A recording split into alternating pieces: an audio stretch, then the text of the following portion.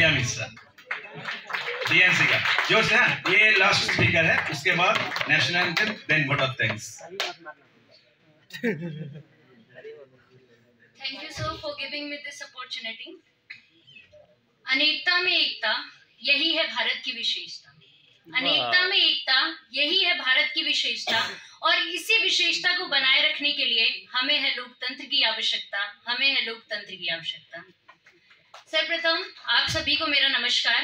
परम आदरणीय निर्देशक महोदय, उप निर्देशक महोदय, प्रशिक्षण अधिकारी एवं मेरे प्रिय सहपाठी, मैं प्रिया मिश्रा डीएमसी की छात्रा आप सबके समक्ष India the mother of democracy, Bharat राजनीति का लोकतंत्र की जननी के ऊपर अपने विचार प्रस्तुत करने वाली हूँ। हमारा देश भारत विश्व में सर्वश्रेष्ठ है। अनेकता में एकता ही इसकी अखंड पहचान है, जो इसे विश्व के अन्य देशों से अलग बनाती है।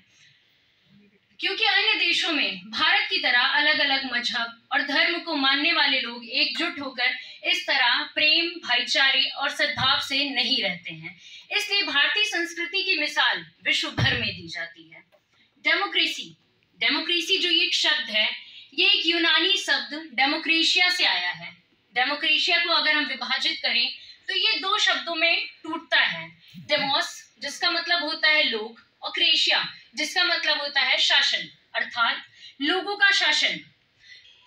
यदि शब्द देखें तो इससे तात्पर्य है लोगों का शासन, पर मैं इतना कहूंगी कि सिर्फ शब्द की उत्पत्ति से इसकी परिभाषा निकालने का तरीका हरदम उपयोगी नहीं होता है। शब्द का अर्थ हमेशा अपने मूल से जुड़ा या बंधा नहीं रहता है। जैसे अगर हम देखें कंप्यूटर, कंप्यूटर का अर्थ होता है गणना करना, जो कि बहुत पहले की बात है। जैसे जैसे हम आगे बढ़े हैं, जैसे जैसे टेक्नोलॉजी आगे बढ़ती गई, हम आज कंप्यूटर में मूवीज देखते हैं, गाने सुनते हैं, रिकॉर्डिंग करते हैं, बहुत सारी चीजें करते हैं। तो कंप्यूटर को अब हम एक गणना के रूप में ही नहीं ले सकते हैं। तो इसलिए लोकतंत्र की एक सुंदर परिभाषा का होना बहुत जरूरी है। लोकतंत्र की एक सुंदर परिभाषा एक बारी अब्राहम लिंकन जी ने दी थी कि लोगों के लिए, लोगों की और लोगों के द्वारा चलने वाली शासन व्यवस्था ही क्या है? लोकतंत्र है। तो सरल रूप से देखें तो लोकतंत्र शासन का एक ऐसा रूप है जिसमें शासकों का चुनाव लोग करते हैं। लोकतंत्र को जनतंत्र भी कहते हैं, क्योंकि जनता के चुनाव के द्वारा ही यह तंत्र बनता है। इसलिए बिना चुनाव का जो तंत्र होता है वह लोकतंत्र कहलाता है। अब हमने लोकतंत्र के बारे में तो जान लिया, डेमोक्रेसी के बारे में हम जान रहे, डेमोक्रेसी के आगे हम बातें करेंगे।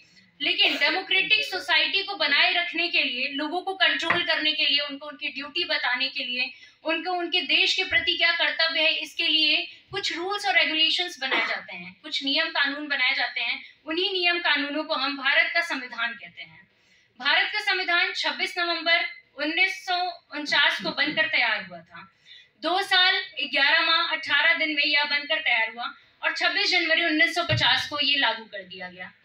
भारत का संविधान बनाने के लिए एक ड्राफ्टिंग कमेटी का निर्माण किया गया, जिसमें डॉक्टर भीमराव अंबेडकर जी ने अपना महत्वपूर्ण योगदान दिया था। संविधान को बनने में करीब 2 साल लगे। 2 साल पहले की अगर हम बात करें, यानी सन 1946, तो दिसंबर 1946 में जिस इमारत की तामीर शुरू की गई थी, उसकी नींव तो बहुत पहले ही रखी जा चुकी थी। 1857 की क्रांति के दौरान सिपाहियों ने भी अपना संविधान बनाने की कोशिश की थी, लेकिन उनके विद्रोह को तो दबा दिया गया था। लेकिन आजाद देश बनाने का जो सपना था वह न कभी मरा था और ना ही कभी हारा था और ना ही कभी दबा था। जैसे जैसे महात्मा गांधी के नेतृत्व में आजादी की आवाज तेज हुई, अपना संविधान बनाने की मांग भी और तीव्र होती गई। लोगों की स्वतंत्रता और उनके हितों को मद्देनजर रखते हुए भारत का संविधान किताब लिखी गई। भारत का संविधान महज एक किताब नहीं, बल्कि हर भारतीय को प्रदर्शित करने वाली एक छवि है। भारत का संविधान किसी एक विचारधारा का प्रतीक नहीं है, बल्कि यह संघीय है, लेकिन एकात्मक ज्यादा है। यह 10 देशों की विचारधाराओं एवं उनके कार्यों को मिलाकर बनाया गया है, और शायद इसीलिए हम भारत के संविधान को लोकतंत्र की जननी भी कहते हैं। भारतीय संविधान की कुछ विशेषताएं हैं जो मैं आप सबके समक्ष बताऊंगी, जैसे अनम्य है, सुनम्य है, सर्वोच्च है, न्यायपालिका की स्वतंत्रता है, प्रभुत्व संपन्न है, लोकतांत्रिक है, समाजवादी है एवं पंथ निरपेक्ष है। संविधान के कुछ भागों की अगर हम बात करें तो संविधान का भाग 3 यानी मौलिक अधिकार, संविधान का भाग 4 यानी राज्य के नीति निर्देशक तत्व, ये सब डेमोक्रेसी कॉन्स्टिट्यूशन की आत्मा कहा जाता है। यह अपरिवर्तनीय है और संविधान की सारी शक्तियां इसमें निहित हैं।